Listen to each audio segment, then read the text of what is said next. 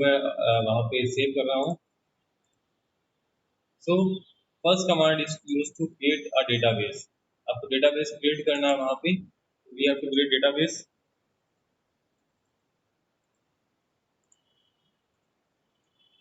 Database का name जो भी आपको लगता है अच्छा तो आप ले सकते हैं, EMP semicolon enter, one of that means database created, then use that particular database to create a table, semicolon enter। अब यहाँ पे देखते हैं show tables, that means there is no table exist, so set empty set, that means there is no table। we have to create a table employee, create table, ये आप table create कर रहा हूँ। create कमांड जो है database and table दोनों पे work करता है, इसलिए हम create टेबल, फिर टेबल का नेम जो भी है वहाँ पे वो जैसे आप क्वेश्चन में गिवन है वैसे ही आपको बनाना है। जैसे एम्प्लॉय टेबल बनाई कल उसने, फिर ई कोड का है इंटीजर, तो इंटीजर लिख रहा हूँ यहाँ पे, ई नेम वेर क्या 20, आपकी एम्प्लॉय नेम है ये, और उसकी मैक्सिमम साइज मैंने 20 दी है, 20 कैरेक्टर्स। फिर आपके है जेंडर, उसको दिया उसने कैर 1, क्योंकि फिक्स है 1 करेक्टर कैर एम और एफ लेगा वहाँ पे। हाँ, ये ब्रैकेट में जो 0.04 सेकंड है या 0.196 सेकंड है, दैट मींस इस क्वेरी को एग्जीक्यूट करने में कितना टाइम लगा वहाँ पे आपके लिए रिजल्ट पैक कर रहा था। ये command execute select star from employ, और यहाँ पे बता रहा है 4 इन set 0.96 second, that means 0.96 means number of आपके टाइम कितना कंज्यूम हुआ वहाँ पे इस पर्टिकुलर स्टेटमेंट को एग्जीक्यूट करने के लिए वहाँ पे कंप्यूटर को, वो बताता है वहाँ पे इस कमांड करने के एग्जीक्यूट करने में कितना टाइम लगा, इस कमांड को एग्जीक्यूट करने में कितना टाइम लगा। क्योंकि आपका जो कमांड है वो कंपाइलर एग्जीक्यूट करेगा तो उसको कितना टाइम लग रहा है, तो टाइमिंग शो कर रहा है वहाँ पे। जेंडर फिर ग्रेड है वहाँ पे, वो भी उसने बोला क्या 2 लिया है वहाँ पे।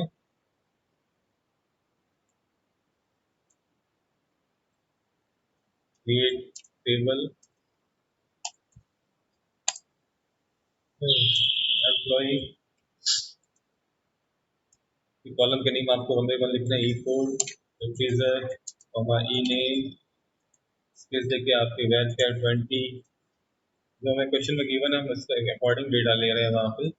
ई नेम फिर जेंडर वहाँ पे मेल फीमेल के लिए एम और एफ ले रहा है वहाँ पे, कैर 1 क्योंकि एटलीस्ट 1 करेक्टर को एंटर करेगा ही। फिर आपकी ग्रेड कौन सी ग्रेड में वर्क कर रहा है वहाँ पे, ग्रेड क्या है उसका एम्प्लॉय का, उसने क्या है 2 लिया वहाँ पे, that mean A1 A2 A3 इस तरह से वैल्यू होगी वहाँ पे।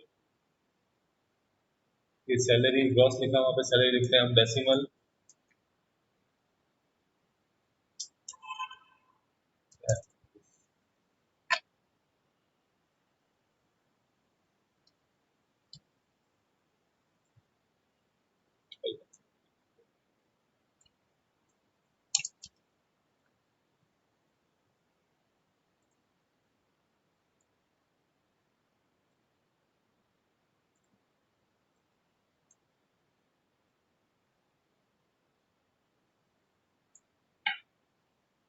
एम्प्लॉय टेबल ग्रेड होगी, grade table employ equal integer in bracket 20, gender char 1, grade char 2 और ग्रॉस इंटीजर, आपकी ग्रॉस इंटीजर है यहाँ पे हम डेसिमल नहीं ले रहे हैं।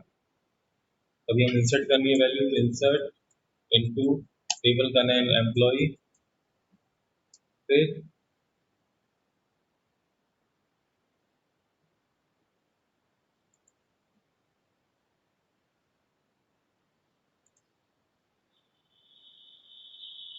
तो आपको टेबल क्रिएट करनी है वहाँ पे डेटाबेस के अंदर। फर्स्ट थिंग हम डेटाबेस में वर्क कर रहे हैं, वहाँ पे डेटा कैसे स्टोर होता है आपकी पर्टिकुलर वेबसाइट में, जब फॉर्म फिल करते हैं डेटा कहाँ पे स्टोर होता है, कैसे वो डेटाबेस क्रिएट होता है, उस पर हम वर्क कर रहे हैं वहाँ पे। तो ये सब डेटाबेस डेटा स्टोर होने की बात की बात है वहाँ पे, क्योंकि हम तो फॉर्म में डेटा फिल करते हैं बट हमें वर्किंग करनी है अंडरलाइन बैकवर्ड में कैसे वर्क होता है वहाँ पे, कैसे वो डेटा स्टोर करता है, उस पर वर्क कर रहे हैं हम। तो वहाँ पे हम टेबल क्रिएट करेंगे तभी आपका जो डेटा फॉर्म के अंदर वो डेटा यहाँ पे फिल होगा। तो हम एक्चुअली में क्या करते हैं, हम लोग कोई भी ऑनलाइन फॉर्म फिल करते हैं तो डेटाबेस में सेव होता है डेटा आपका, वैसे कोई भी फॉर्म की फॉर्म में नहीं होता कि प्रिंट निकालते हैं वहाँ पे और फिर सेव करते हैं। वो आपका डेटा जो भी आप उस पर्टिकुलर जैसे ई कोड वाले में ई कोड फिल किया, ईमेल में आपने ईमेल फिल किया, जेंडर में जेंडर फिल किया, ग्रेड में ग्रेड और सैलरी में सैलरी आपने फिल की, तो उसके अकॉर्डिंग वो डेटाबेस अपने आप सेव हो जाता है।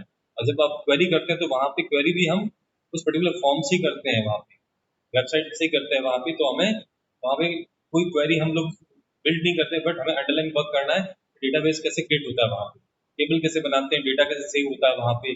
हम वहाँ पे वर्क कर रहे हैं कि एक्चुअली में डेटा कैसे वर्क होता है, डेटा पे कैसे वर्क होता है। तो यहाँ पे हम चेक कर रहे हैं इंसर्ट इनटू एम्प्लॉय, क्योंकि पहले जो डेटा स्टोर हो रहा था वो आपकी फाइल्स की फॉर्म में होता था, तो हम फाइल में मैनुअली नोट करते थे वहाँ पे, जो भी आपकी अटेंडेंस जैसे होती है फाइल में वैसे ही आपकी अटेंडेंस फिल होती है वहाँ पे।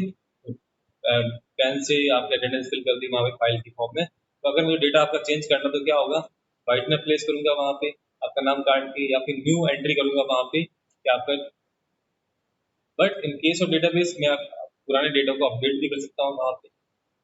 अब फाइल में कुछ प्रॉब्लम्स थी बहुत सारी, हम आगे डिस्कस करेंगे, बट उससे पहले मैं प्रैक्टिकल पार्ट आपको बता देता हूँ कि इसमें क्या कर रहे हैं, हम डेटा इंसर्ट करेंगे और नंबर ऑफ स्टूडेंट्स अगर ज़्यादा हो गए वहाँ पे तो हम उसको भी ऐड कर सकते हैं यहाँ पे। But in case of file आपको नया फोल्डर आपको यूज़ करना पड़ेगा, एक फाइल और आपको लेके आनी पड़ेगी, उसमें सारी एंट्रीज आपको लिखनी पड़ेगी वापस। तो इस तरह से आपको नई नई फाइल्स बनानी पड़ेगी, वहाँ पे बहुत सारी फाइल्स मेंटेन की। अब किसी का रिकॉर्ड आपने अपडेट किया वहाँ पे और बाद में उसको कुछ प्रॉब्लम आ गई, रिकॉर्ड आपने लिखा, बाद में आपको लगा कि इसमें कुछ प्रॉब्लम है, तो आप कट करेंगे या फिर नई एंट्री करेंगे वहाँ पे।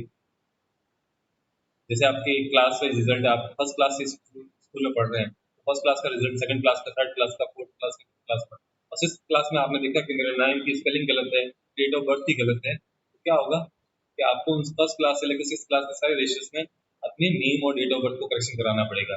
अगर करेक्शन नहीं करते हो इस केस में क्या प्रॉब्लम होगी, अगर आपने सिक्स क्लास में अपडेट कर दिया बट आपने फर्स्ट क्लास की जब डेटा लिया वहाँ पे किसने, तो वहाँ पे आपका नेम वापस से वो पुराना नेम जहाँ पे जिसको एडिटिंग नहीं किया हुआ है।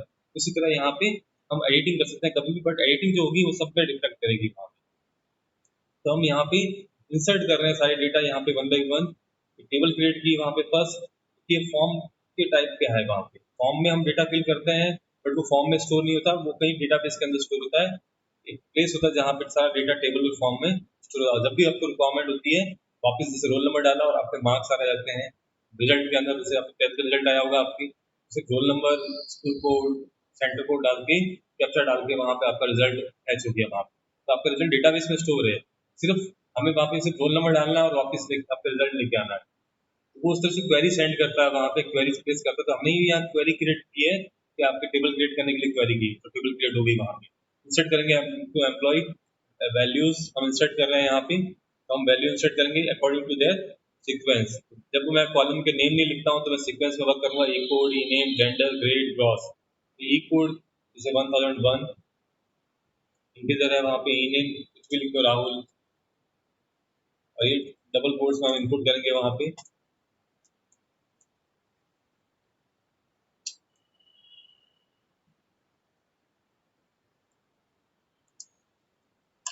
इंसर्ट इनटू एम्प्लॉय, आपको टेबल में इंसर्ट करना डेटा, तो वैल्यूज इंसर्ट करें तो वैल्यूज, फिर आपको वन बाई वन वैल्यूज आपको इनपुट करनी है। मैं इस तरह से भी लिख सकता हूँ, वैल्यूज फर्स्ट वैल्यू जो भी आपकी है वहाँ पे,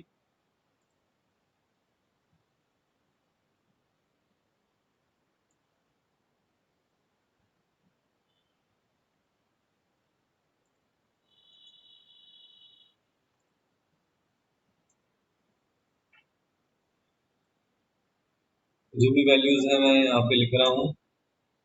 एंटर किया, 1001 E code, Ravi is name of employ, M is gender of employ, E four is grade, then gross 5000, semicolon आपको प्लेस करना है यहाँ पे, आप पजल को मूव करना है वहाँ पे और सेमीकोलन एंटर। यहाँ पे एरर शो कर रहा है रवि के लिए, और यहाँ पे स्पेसिस ज्यादा है, स्पेसिस की वजह से एरर दे रहा है। ये कॉमा जो है आपके इसकी वजह से, अगर कॉमा प्लेस करना है तो सिंपल वाला कॉमा, लिमिटेड कोट्स आपको यूज करने हैं।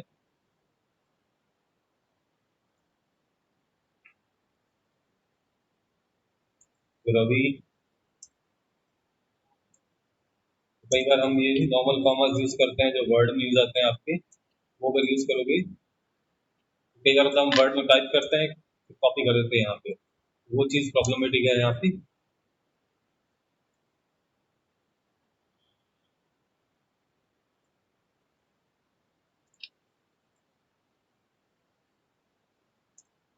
One row affected, insert into employ values, तो आप मल्टीपल स्टेटमेंट में भी इंसर्ट कमांड को अप्लाई कर सकते हैं, क्रिएट कमांड को भी आप इस तरह से मल्टीपल अब अगर आपको और भी वैल्यू दे देनी है तो वहाँ पे आपको फर्स्ट ये लिखना है और उसके बाद में आपको वैल्यूज इंसर्ट करनी है, जो भी वैल्यूज आपको लगता है। तो आपको टेबल में गिवन है वही वैल्यूज आपको इनपुट करनी है एग्जाम के अंदर, वही वैल्यू हम इंसर्ट कर रहे हैं। अब चाहे तो मैं यहाँ पे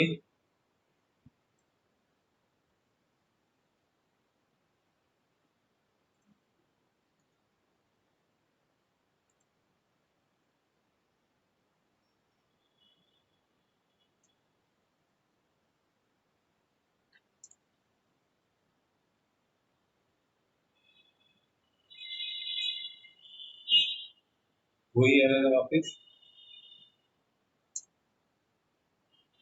1002 कॉमा इंक्लूडेड कोर्स में आपके नेम जो भी है राम, फिर उसका जेंडर एम, डबल कोर्स में भी लिख रहा हूँ सिंगल कोर्स में भी लिख रहा हूँ, आप दोनों यूज कर सकते हैं वहाँ पे। A1, फिर वहाँ पे सैलरी,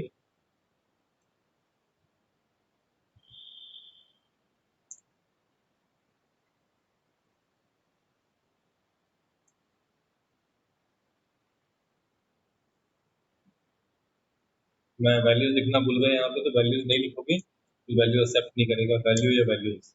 फिर वो एक्सेप्टेड हुआ। अब आपको select star, that means select all the rows from table employ. Employ table से सारे आपके यहाँ पे 1001 रवि, राम, एनएन। अगर आप प्रॉपरली स्टेटमेंट नहीं लिखेंगे तो वहाँ पे एरर्स होगी, वहाँ पे ये शो करेगा एरर।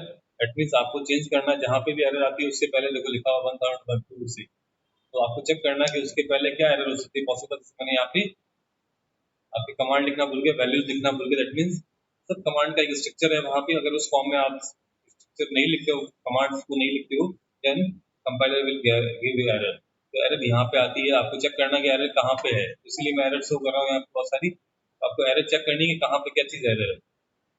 तो यहाँ पे अगर मैं इनवर्ट कोड प्रॉपर नहीं लगाया था तो वहाँ एरर थी, यहाँ पे मैंने वैल्यूज नहीं लिखा तो वो एरर है वहाँ पे। तो यहाँ पे टू फॉर्म में है, फर्स्ट फॉर्म जो आपका है कि आप डायरेक्ट वैल्यू लिख सकते हो यहाँ पे, जैसे मैंने यहाँ पे डायरेक्ट वैल्यू लिखी थी। इसमें direct insert into employ values 1001 Ravi M E4 50,000, और यहाँ पे मैं लिख रहा हूँ कॉलम की फॉर्म में, कॉलम के नेम आ रहे हैं फिर वैल्यूज लिख रहा हूँ वहाँ पे। दैट मीन्स अब मैं इन कॉलम के ऑर्डर को भी चेंज सकता हूँ वैल्यूज के लिए, मैंने कल आपको बताया था वैल्यूज के लिए मैं इसका ऑर्डर भी चेंज सकता हूँ। ये चीज आपको ध्यान रखनी है कि कहाँ पे क्या चीज एरर आएगी।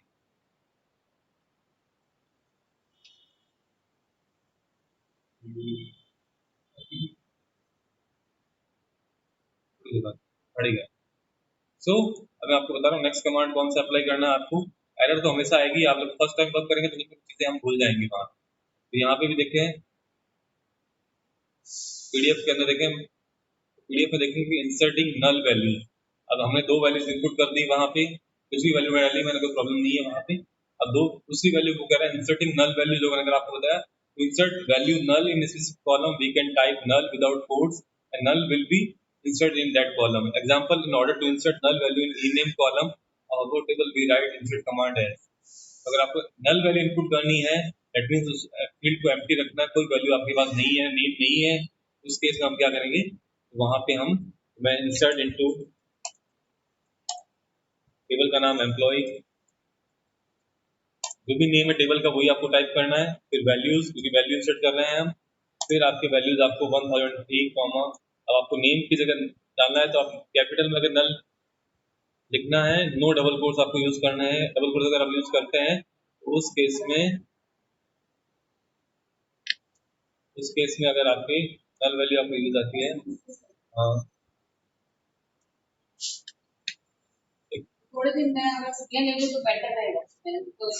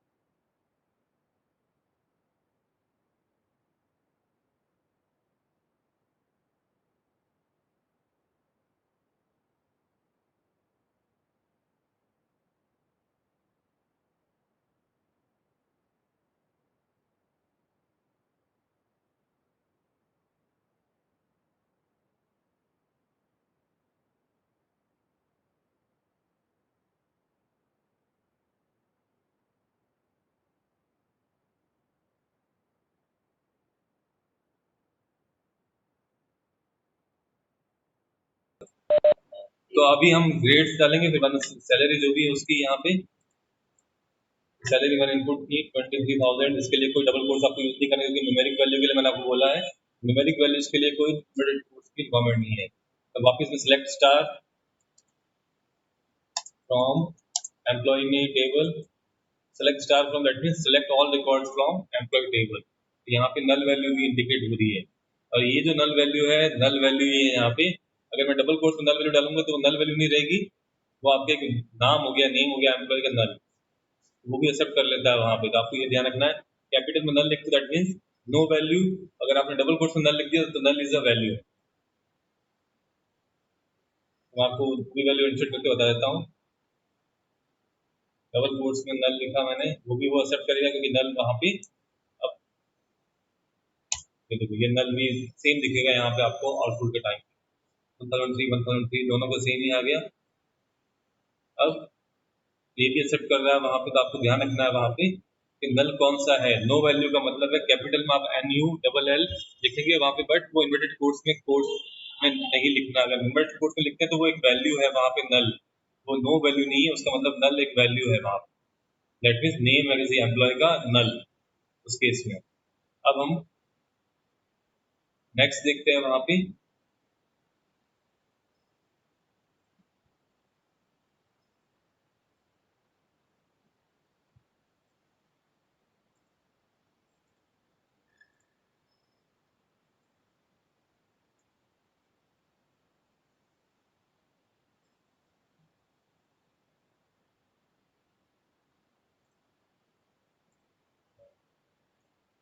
हम यहाँ देखते हैं select simple query using select command, selecting all data, that means सारे डेटा को सिलेक्ट करना है। तो select star from table name, table का सारे रिकॉर्ड्स को रिट्राइव कर लेगा। तो in order to retrieve everything from a table we can use select star from table name. अब selecting particular column from a table, then we have to write particular column name. तो अगर आपको particular column ही print करना है तो वहां पे you can use particular column. तो आप यहाँ पे देखो सिलेक्ट स्टार से मुझे सिर्फ एम्प्लॉय का नेम ही प्रिंट करना है, ई नेम, और साथ में उसकी सैलरी तो gross, E name comma gross from table का नेम एम्प्लॉय सेमीकोलन एंटर। तो उस केस में हमारे पास सिर्फ एम्प्लॉय का नेम और ग्रॉस सैलरी आएगी वहां पे। ये दोनों चीज दोनों कॉलम ही प्रिंट करेगा यहाँ पे। Select E name gross from employ E name Ravi Ram null null gross 50,000 43,000 23,000 23,000। ये आपके दो कॉलम के पर्टिकुलर कॉलम के नेम लिखते हो, देन ओनली दो पर्टिकुलर कॉलम ही प्रिंट होते हैं। सो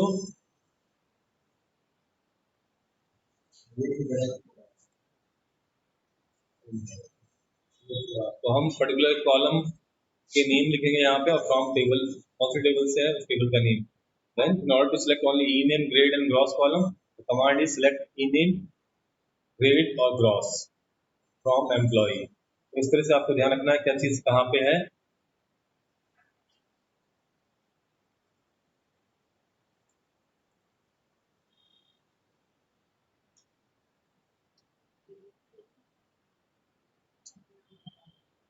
वीरेंद्र दिलीप मोहित और Deepika, Virendra Deepika. So selecting particular rows from a table, particular rows select करनी है तो उसके लिए आपको वेयर क्लॉज यूज करना है। जैसे select star from employ where gender equal to F. In order to select rows where salary is greater than 48,000, the command is select star from employee where gross greater than 48,000। हम भी यहाँ पे query execute करके देखते हैं।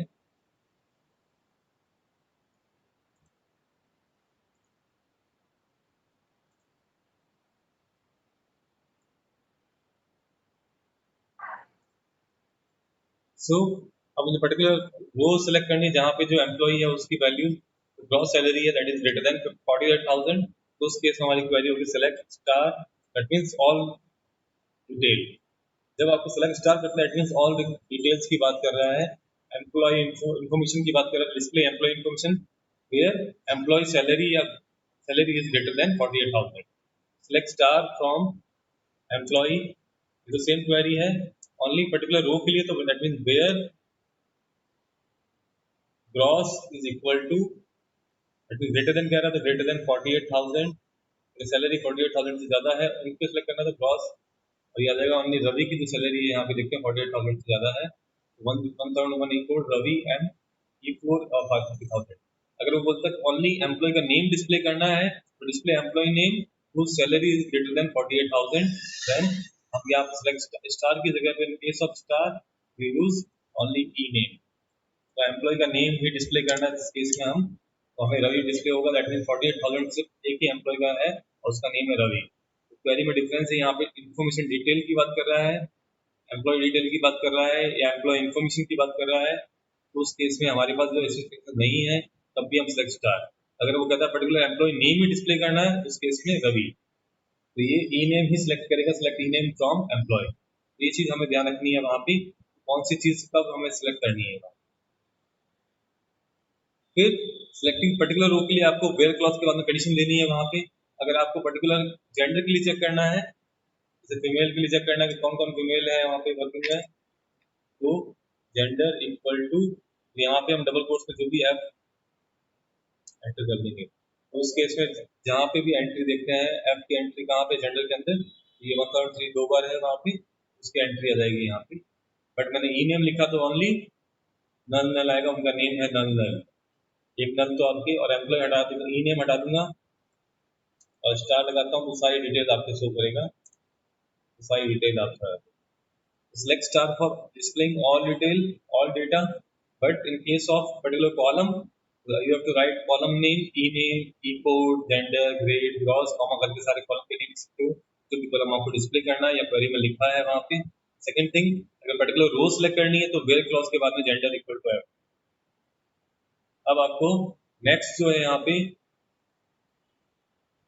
Eliminating redundant data, कई cases में होता है हमारे पास डुप्लीकेट एंट्रीज होती है पर्टिकुलर रो के अंदर, उसको अगर एलिमिनेट करना है, एलिमिनेट करना है वहाँ पे, तो डिस्टिंक्ट कीवर्ड यूज करते हैं, distinct keyword eliminate duplicate rows from the result of select statement. तो अगर कई बार डेटा आपके पास डुप्लीकेट डेटा आपका आ जाता है तो उस केस में वो यूज करते हैं यहाँ पे। यहाँ पे मैं ई नेम के लिए चेक कर रहा हूँ, सिलेक्ट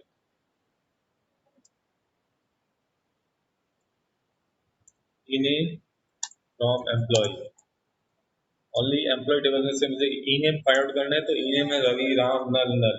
अब मुझे यहाँ पे चेक करना है डुप्लीकेट एंट्रीज की, तो सेम कमांड में एग्जीक्यूट करूंगा यहाँ पे और नेम के आगे लिखूंगा डिस्टिंग।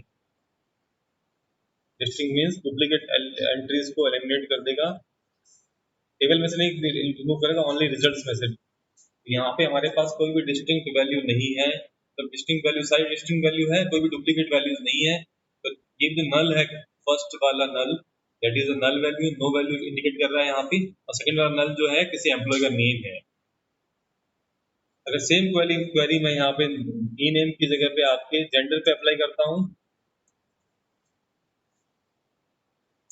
तो आपके एम और एफ ही आया, बट हम टेबल में देखते हैं तो हमारे पास जो एंट्री है वो एम एम और एफ एफ है वहाँ।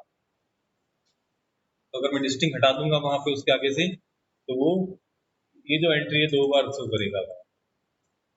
एम एम एफ एफ अगर डिस्टिंग आप यूज करते हो तो ओनली डिस्टिंग एंट्री उस पर्टिकुलर कॉलम में या रोज के अंदर डिस्टिंग एंट्री शो करेगा, जो डिस्टिंग वैल्यूज है तो उन्हीं की ही वैल्यू शो करेगा वहां पे। तो आपको ध्यान रखना है कि कब कौन सा कमांड यूज करना है, जब आपको बोले डुप्लीकेट एंट्रीज नहीं होनी चाहिए उस केस में हम डिस्टिंग कीवर्ड यूज करेंगे उस कॉलम के नेम के आगे, तो डिस्टिंग फिर ब्रैकेट के अंदर उस कॉलम का नेम जिसकी वैल्यूज आपको distinctly, that means duplicate values को एलिमिनेट करना है, तो हम डिस्टिंक्ट यूज करते हैं कीवर्ड। फिर है व्यूइंग स्ट्रक्चर ऑफ टेबल, हमें बताइए वहां पे कि हम viewing structure of A table, table के स्ट्रक्चर को रिव्यू करना है वहां पे, उसके लिए डेस्क्राइब और डेस्क कमांड यूज करते हैं, वो मैं आपको बता देता हूँ। तो डेस्क यहाँ पे और एम्प्लॉय करूंगा वहां पे सेमीकोलन एंटर, तो टेबल के स्ट्रक्चर शो करेगा वहां पे कि टेबल का नेम कॉलम कौन कौन से हैं, उसके डेटा टाइप कौन से हैं, नल वैल्यू एक्सेप्ट कर रहा है, की वैल्यू है जो फॉरेन की प्राइम की, हम आगे बढ़ेंगे। फिर डिफॉल्ट नल, डिफॉल्ट वैल्यू क्या है, एक्स्ट्रा में कुछ है तो वो, तो ये सब ये एक्स्ट्रा हमारे वर्किंग में नहीं है, ये सब तीन चीजें हम यूज करेंगे।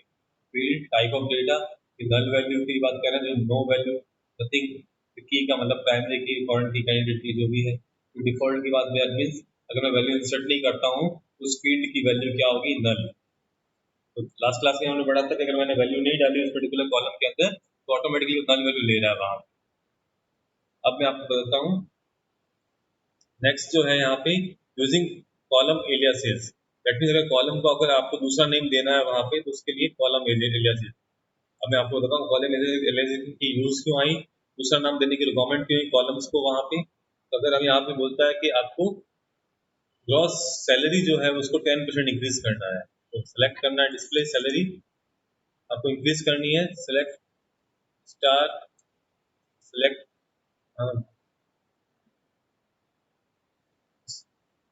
सेलेक्ट आपकी जो भी ग्रॉस है उसको 10% इंक्रीज करना है।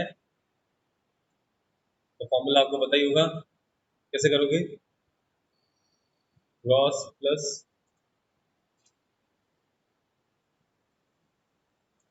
ग्रॉस इंटू 10/100 और इसको पूरे को ब्रैकेट में लिख दूँ, पहले ब्रैकेट में लिखूंगा फ्रॉम एम्प्लॉय। तो यहाँ पे लिखना है कि gross plus gross into 10/100।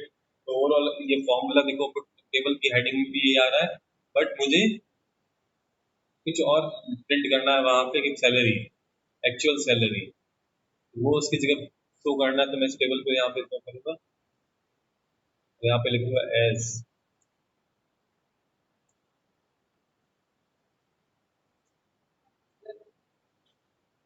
As यहाँ पे न्यू नेम दे दूंगा वहां पे कुछ भी।